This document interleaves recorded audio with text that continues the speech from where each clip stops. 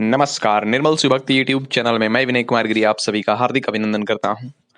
मित्रों, आज के वीडियो में हम लोग राम सेतु तीर्थ पर चर्चा करेंगे।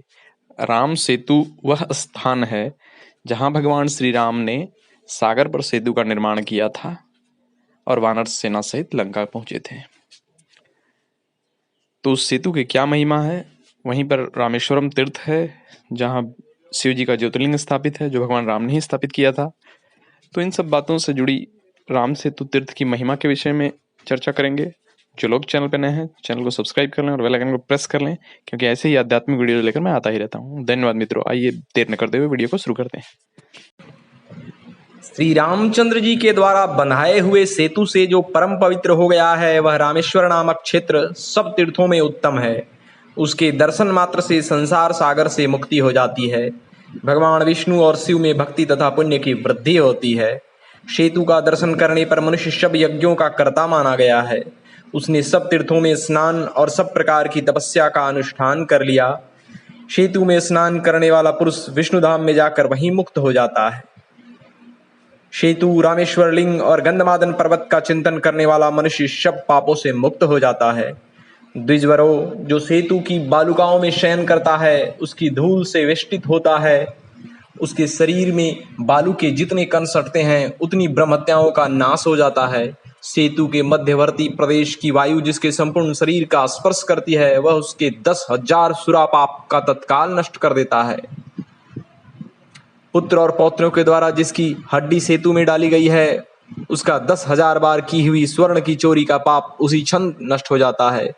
जिस मनुष्य का स्मरण करके सेतु तीर्थ में कोई स्नान करता है, उसका भी महापातकियों के संसर्ग से प्राप्त हुआ दोष तत्क्षण नष्ट हो जाता है।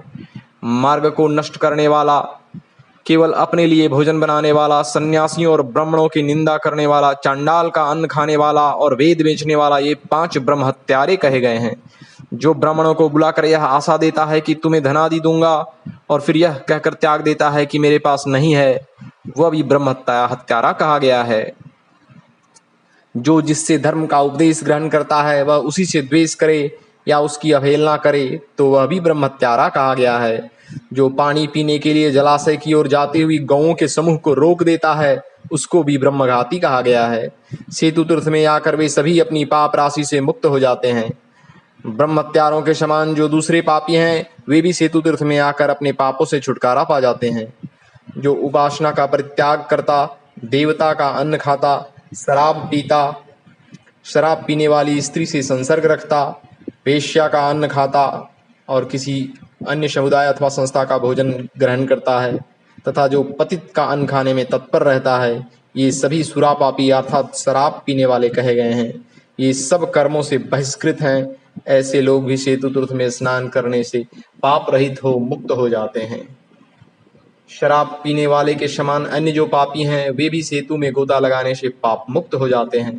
कंद, मूल, फल, कस्तूरी, रेशमी वस्त्र, दूध, चंदन, कपूर, सुपारी, शहद, घी, तांबा, कांस तथा रुद्राक्ष की चोरी करने वाले मनुष्यों को स्वर्ण चुराने वाला समझना चाहिए। वे सेतु क्षेत्र में आकर मुक्त हो जाते हैं। ओम